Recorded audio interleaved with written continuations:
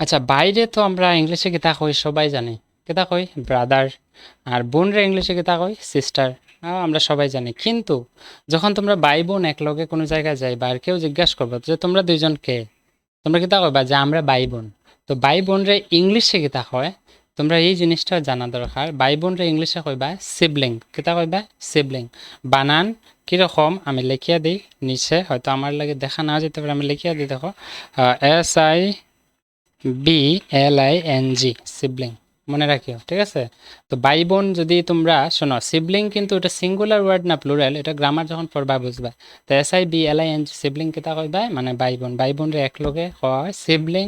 বাইরে শুধু কয় ব্রাদার। যেমন আমার ভাই গেলে কইতে পারে হি ইজ মাই ব্রাদার, সে আমার ভাই। হি ইজ মাই সিস্টার, সে আমার বোন।